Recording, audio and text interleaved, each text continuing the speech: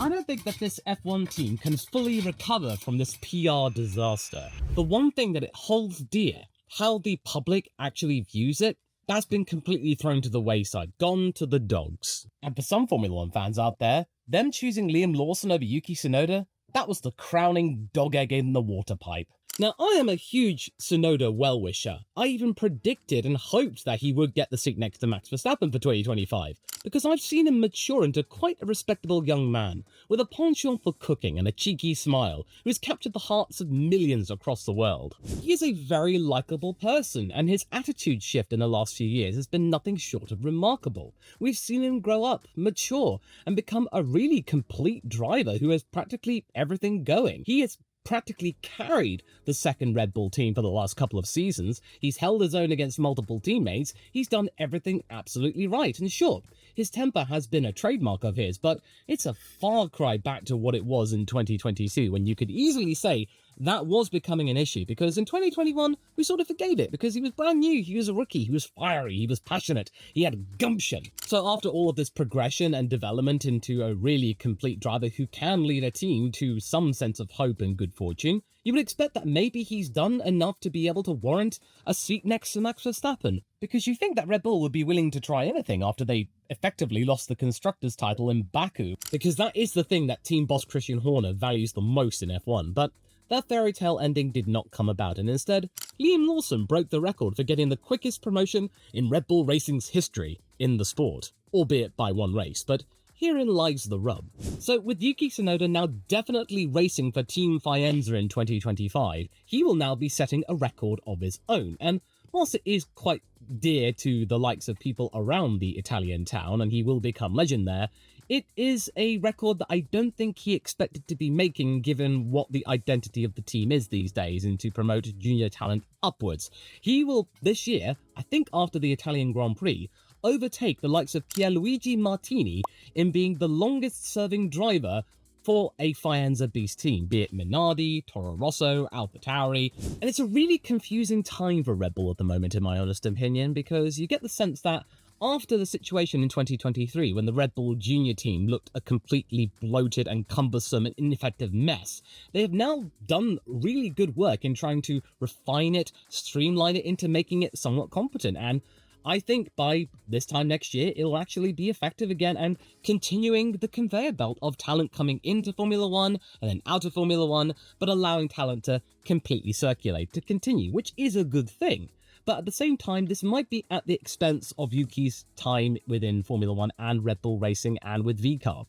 And even though I think Yuki's presence within the team will be fondly remembered, it's evidence that his focus has been on securing the second seat at the senior team, and it has been for quite some time, but that's failed to materialise.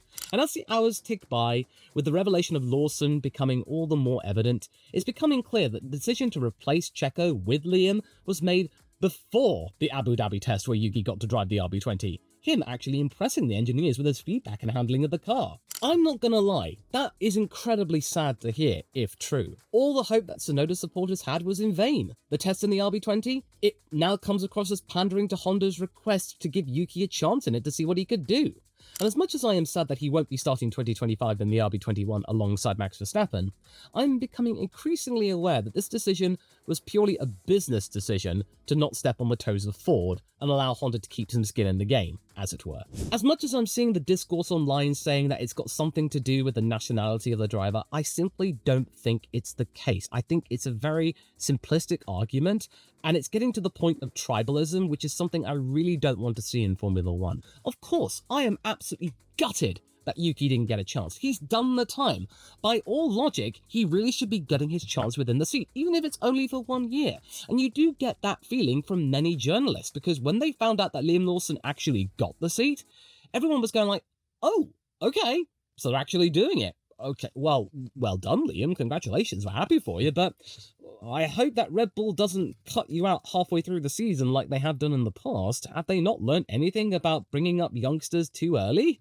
Clearly not. Yeah, they made the decision, so I mean, we've only got to wish Liam Lawson well. So all the hatred towards him, the vitriol, unjustified. He's earned his time, and people were actually lauding him a year ago. How things change within Formula 1 so quickly, my goodness. But it is still a bit of injustice toward Yuki, but it's got nothing to do with Liam Lawson specifically. It's basically Ford getting in the way of Honda's wishes. And to be fair, Honda kind of did this to themselves. I imagine that if they hadn't cried wolf back in 2021 and said they were going to leave the sport only then to not leave the sport, then they might have actually had more clout in order to justify Yuki getting a promotion. Because after all, them deciding to leave in 2021, even though times were good, set in motion the Red Bull powertrains project, which now Ford has stepped in to assist with the battery side of things. This is now a co-developed effort. This was all a sign from Christian Horner to no longer be dependent on outside manufacturers, to do it all themselves, to not worry about an entity pulling the plug, as it were. So we're getting what we're getting right now. A situation where Liam Lawson is stepping in for Sergio Perez, him taking on an ambassadorial role, but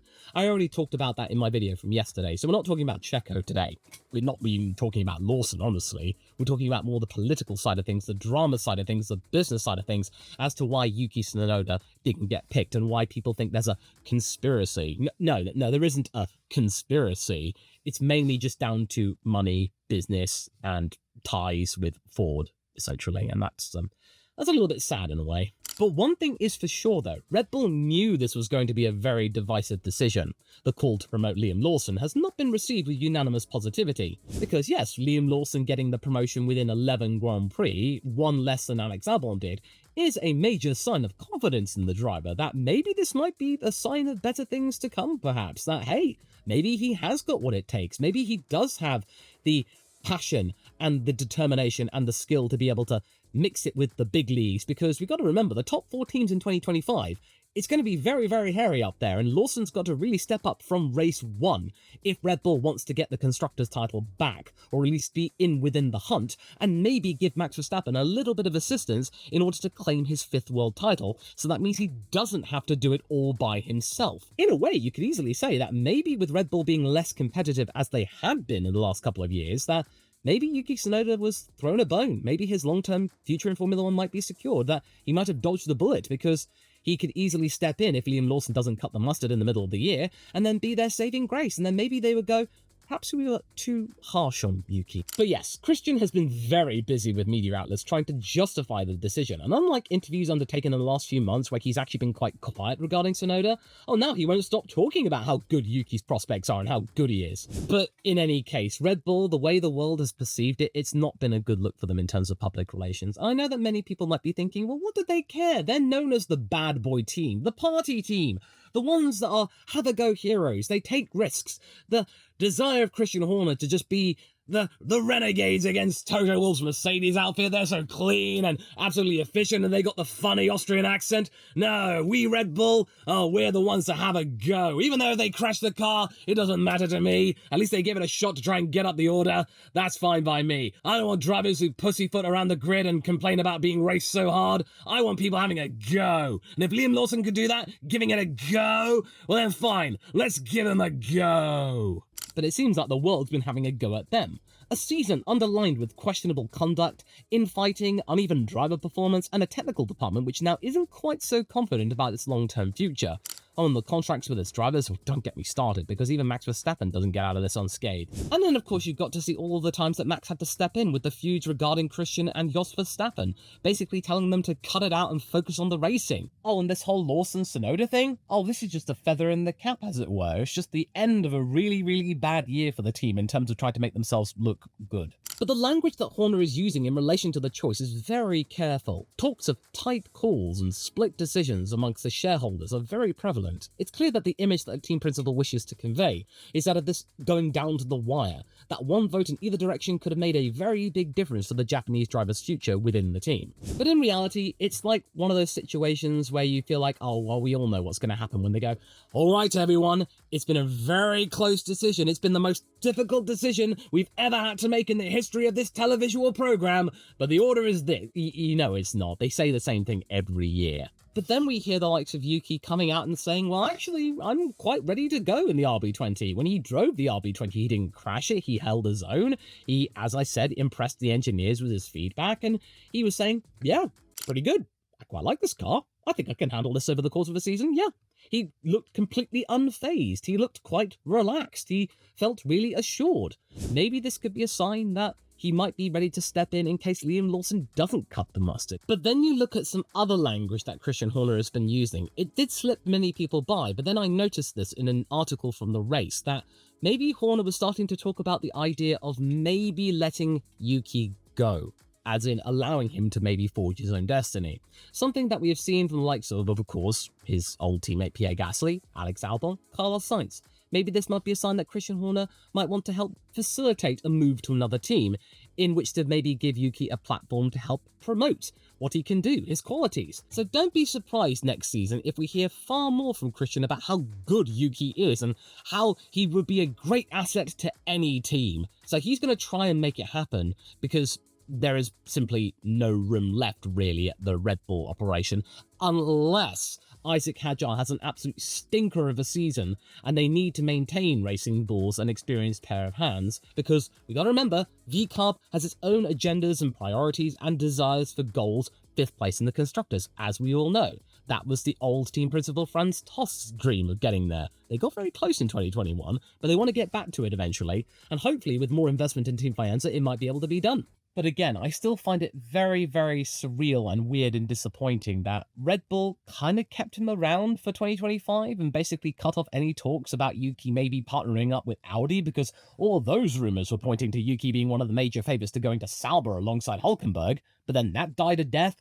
It just feels really bizarre about how much does Red Bull exactly want Yuki regardless of the Honda contract. Anyway, here's what Horner has to say on the matter. Ahem. We're acutely aware that if we're not able to provide an opportunity for Yuki, being in all honesty this year, does it make sense to keep him?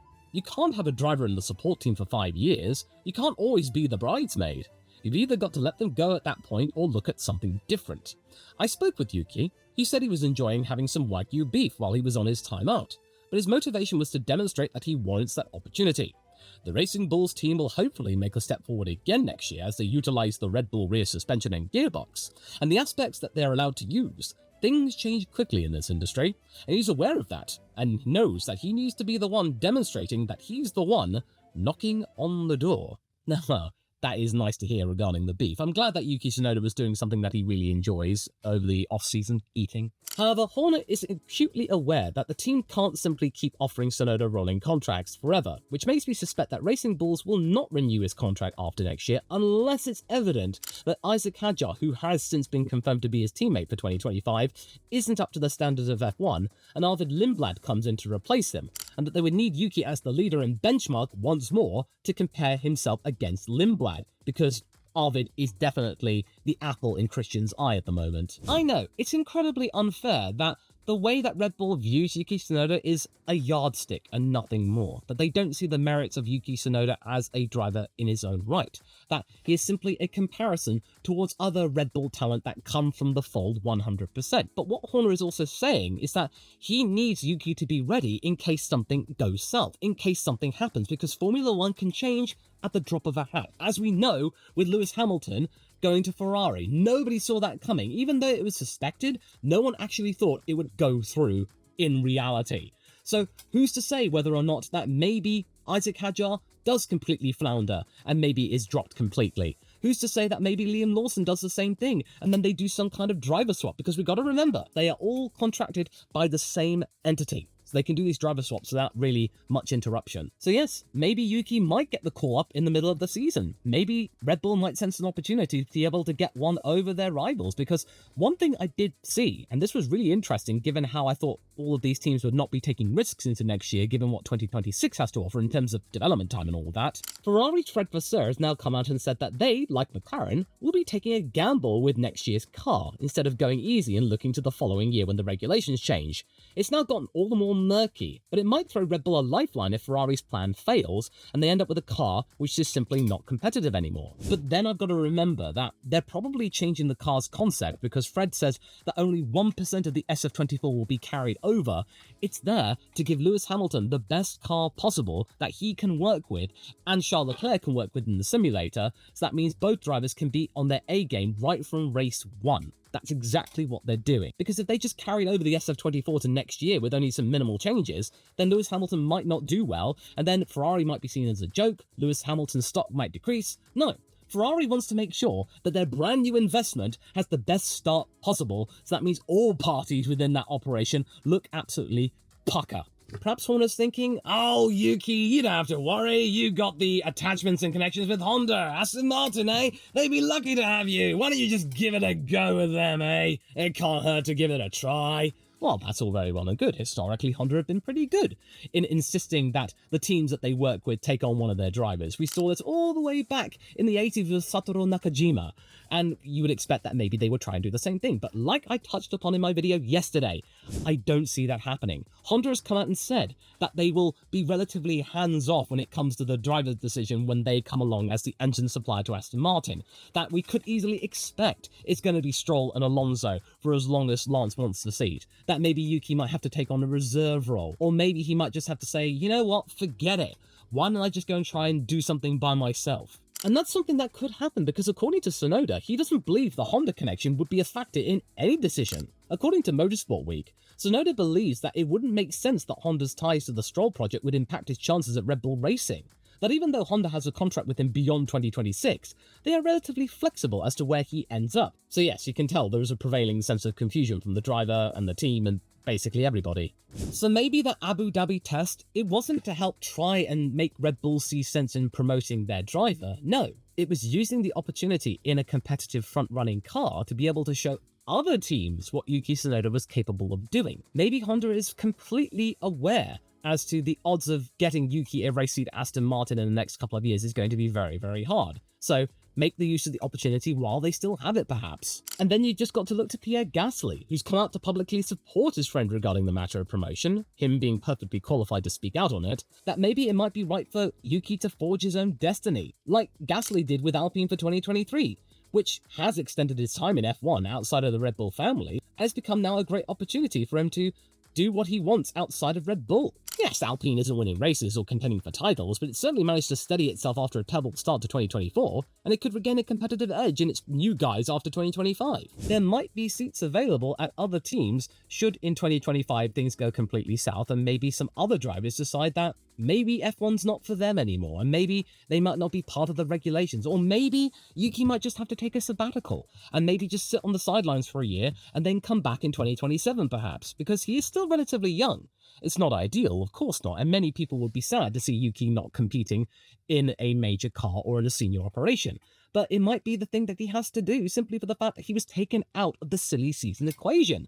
And this was probably, 2024, the best chance for any drivers to make a completely different change of team and operation. But another thing I think Horner is hoping for with Yuki, if they decide to keep him on after the Honda deal winds up, is that maybe Racing Bulls actually increases in performance and holds its own regardless of the senior team's performance. That maybe Yuki could excel, and it wouldn't matter which kind of color car he is actually in. That if he's in the Racing Bulls, he can still compete for major points finishes, maybe being in the top 5. And given how competitive the top 4 teams will be in 2025, if VCARB can get a top 5 finish and some major points, that'll be a huge coup and a huge deal for the likes of Tsunoda. But that being said, they promised the same thing with the car having the RB19 back end for 2024. That was meant to be the saving grace because it came from the most competitive car in F1 history, that rear suspension.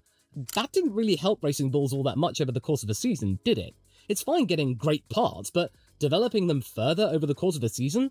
That's a completely different matter. The Frianza operation, it struggled badly that year, but maybe with Racing Bulls gaining some more investment, improving its Milton Keynes operation, getting some more money from its blue chip sponsors, maybe 2025 might see an uptick in performance, improving its facilities, its operations, getting more people in.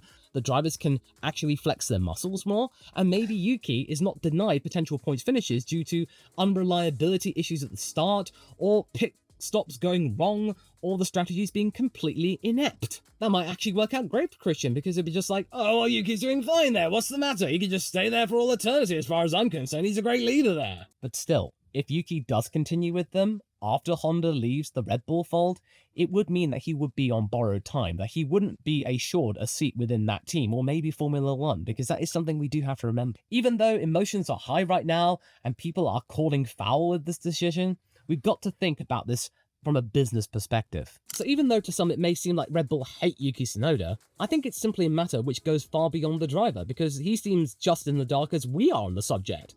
But when you step back and look at the bigger picture, Tsunoda's tenure is simply not on the roadmap for Red Bull's future for two reasons. Firstly, because Red Bull is trying to revitalize its junior program and try and make sure that its revolving door model actually works again, that, you know, you have a driver in for a couple of years, see how they do, and if they don't work out, you then promote the next people and so on, and if they do really well, they then go up into the senior team, because we've got to remember what's happening with Max Verstappen. He might call it quits after 2026. He might want to go elsewhere to a racing series which has a far less demanding calendar, which means he can still race and be with his family more and still earn a decent paycheck and then do some more sim racing. We've really got to look at what's happening in 2026, because that could open the gates for even more Red Bull junior drivers. And even though Yuki did get Red Bull backing for a couple of years, he is not a 100% Red Bull junior find. That is something to remember. That is counting against him. And secondly, Ford is a huge player within this entire situation. With General Motors coming in the future, with Cadillac in 2026 especially, and with Toyota reacquainting itself with Formula One in the next few years, maybe even becoming a power unit supplier in a few years, Ford will want to assert itself as the best out of the three marques which have a huge presence within the US automotive sector. In 2028, we could see all of these three titans compete for the gravy train of Formula One. That's going to make the interest in America for Formula One all the greater, which is great for the bottom line and Formula One's future, but it might come at the expense of other drivers, including Yuki Tsunoda perhaps. The American car maker won't want a Honda guy in the RB21 doing well and potentially being a thorn in Ford's side in the next few years. They don't want to give a rival anything like that free promotion, which is a shame.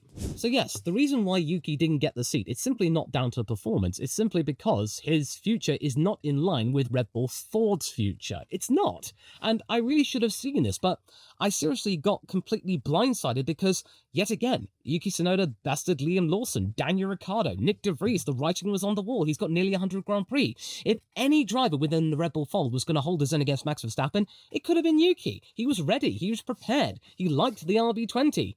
And yet that still wasn't good enough. So now we just got to look at this from the perspective of like, well, yeah, it's nobody's fault other than Ford's. So yes, don't be surprised next year that Yuki Tsunoda bests yet another teammate, because Isaac Hadjar, I really don't see what he can do. He's not really impressed me in his FP1 sessions. He just looks a bit out of sorts with Formula One cars, and it does happen. Sometimes it works out in some formulae, not in others. So it remains to be seen, but I don't have high hopes for Isaac. But in other ways, you could say that Yuki has lost out here. But who else lost out and won out during 2024, I hear you ask? Well, you can find out my final winners and losers for 2024 in this video here that you can go and watch right now. I'll see you there.